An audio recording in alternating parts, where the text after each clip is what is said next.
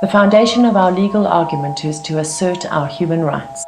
Worldwide, information on the history, prohibition and use of Dagga has resurfaced thanks to the internet and social media. The propaganda campaign that has kept Dagga abhorrent In the eyes of the general public is being exposed for what it is. propaganda.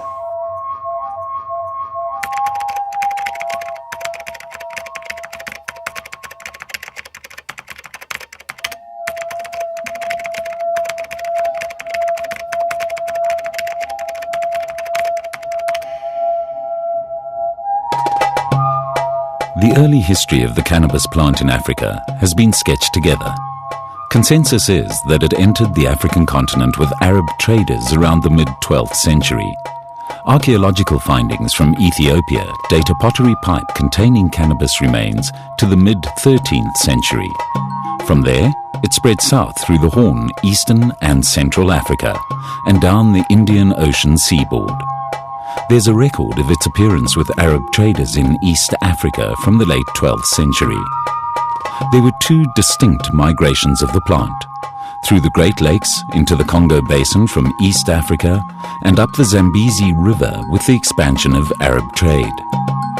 As the Bantu nations spread south, so did the plant. 15th century references see its use in what is modern-day Malawi and the DRC. And so the name evolved. The Arabs brought the word bang from ancient Indian Sanskrit roots, which changed with African dialects. Banji, Bangi, Lubange, as the plant entered the Congo Basin. Mbangi, Mbanji, Mbanzi, Mtsangu, as it headed down the coast. By the time the Portuguese explorers navigated the Congo River, the plant was already on the African west coast. Dagga had spread down the eastern coast of southern Africa by the 17th century. It thrived in southern Africa's most fertile regions, Mozambique, Swaziland, Lesotho, and eastern South Africa. This eastern region is still a major area of Dagga cultivation in southern Africa. The ancient Khoikhoi and San tribes inhabited a desert west of southern Africa. In some San dialects, to be drunk is dawa. Another word, taka or tata, means to be intoxicated. Experts suggest that the word Dagga described a feeling, not a plant. Dagga was therefore a group of narcotic plants, amongst them Leonotus or wild Dagga, a narcotic plant similar to tobacco, and canna, which is locally referred to as nature's Prozac. What is known for sure is that by the time Jan van Riebeeck and the Dutch East India Company arrived in 1652, the use of Dagga, Dagga, Dagga, Dagga was entrenched in southern African culture. Dutch settlers introduced smoking to the southern tribes as a result of their tobacco use. Prior to that, Dagga was mostly eaten or made into a drink. The Dutch started trading in the local intoxicant. In fact, it would seem that they set about cornering the market. The earliest record is 1668, when Jan van Riebeeck sent a party to Natal to bring back Dagga for the then called Hottentots, who they believe responded well to it. By the mid-19th century, many Dutch settlers set off on their great trek, journeying into the interior in search of a better life. Dagga became a part of many families' lives, both for medication and recreation.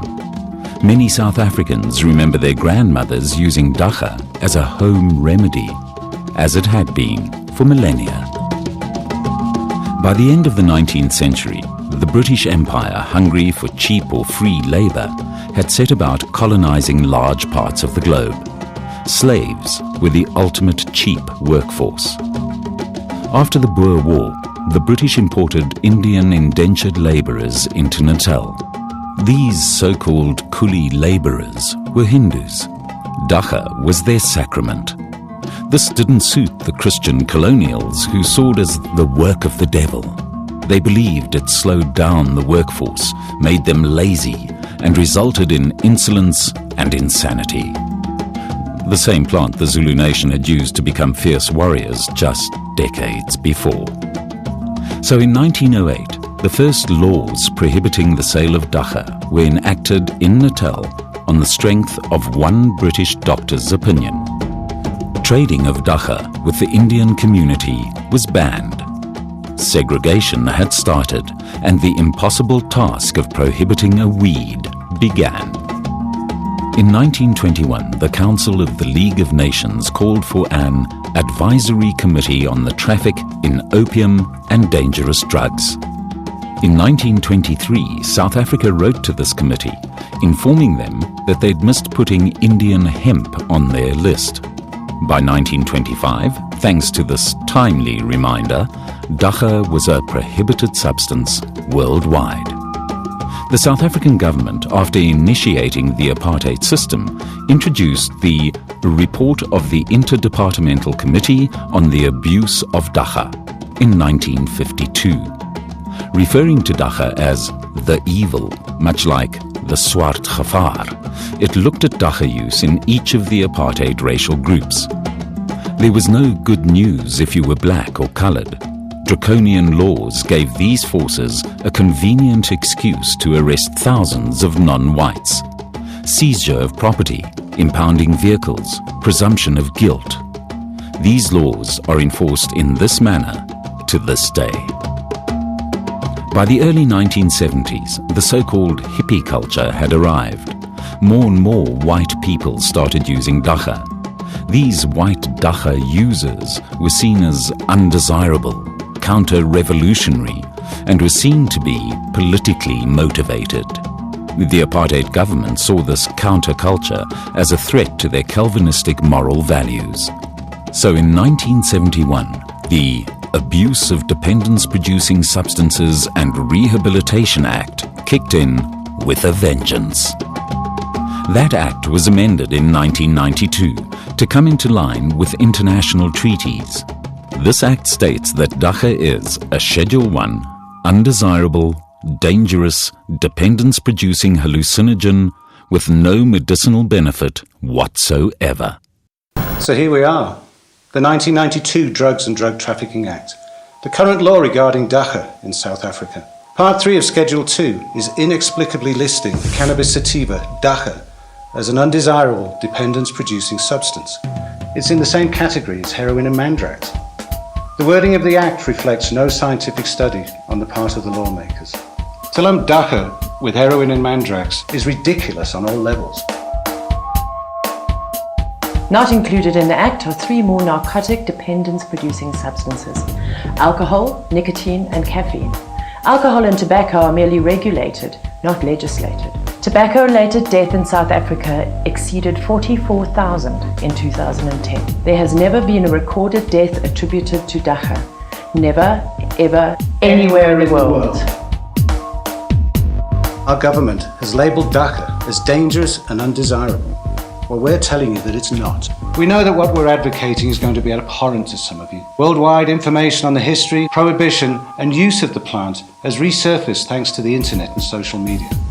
The propaganda campaign that has kept dagga abhorrent In the eyes of the general public, is being exposed for what it is. propaganda. Humans have been using the dagga plant for thousands of years. The Dagga Couple want to set the record straight. We are not saying that using dagga is for everyone. Sure, it is the world's most popular illicit substance, and the overwhelming majority of occasional, frequent, or heavy users have no adverse short or long-term effects from it whatsoever. However, people predisposed to mental health conditions, or people who are getting over some sort of mental instability, for instance, need to exercise caution when it comes to dagga use. Teenagers, by virtue of this stage in their development, are drawn to experimentation. Due to prohibition, dagga is freely available from all the wrong places. Teenagers should be made aware of the dangers of these environments. It can make weak HIV patients strong again. It even cures some cancers. There has been no reliable scientific research conducted in South Africa. All reports that do exist are there to uphold the existing propaganda and are commissioned by prohibitionists. In South Africa, it is impossible to get permission for the necessary independent studies. This is unfortunate for a country that has brought the world many scientific and medical breakthroughs. Also unfortunate for a country with one of the most liberal constitutions in the world. Cannabis has been available as medicine for more than 15 years in some places. There were no reports of anarchy or the disintegration of societies. Hordes of addicts ran amok. Far from it. Alcohol-related incidents decrease in places with more liberal Dagga laws. Drinking habits decrease. Driving fatalities are down, and interestingly enough, so are suicide rates.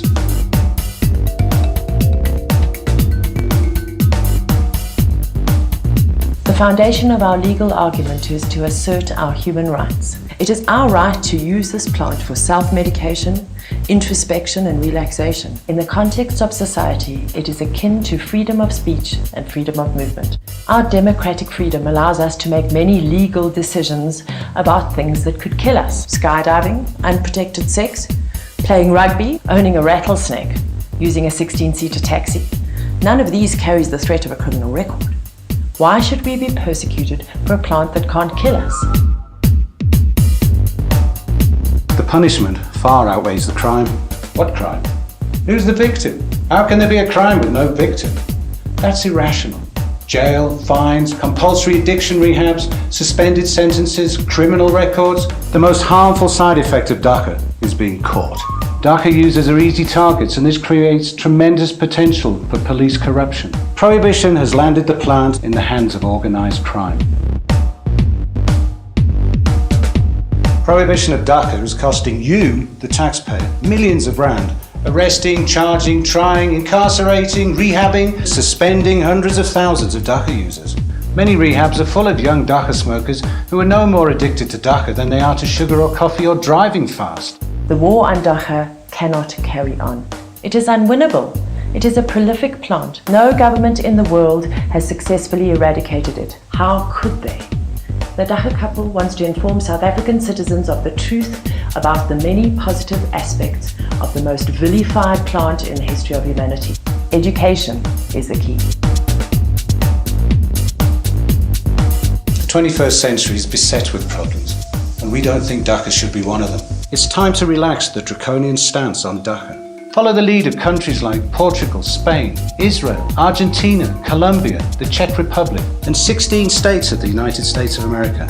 Let's learn from their experiences. China exports an estimated 300,000 tons of hemp around the world every year. You are a criminal in South Africa if you germinate one hemp seed. Does this sound rational to you?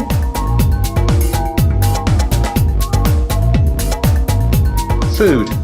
Fuel. Fiber. Medicine. Inspiration. Creation. Relaxation. Find out for yourselves the benefits of the most talked about plant on the planet. Decriminalisation and excessive legislation was the 20th century. We, the Dagga Couple, are looking forward to the 21st century solutions in South Africa. Dagga prohibition started here. Let's end it here. Well, Bob, that's 300 million users. $10 a month average, and I'm a conservative. What does that sound like to you? Sounds like a business, Bill.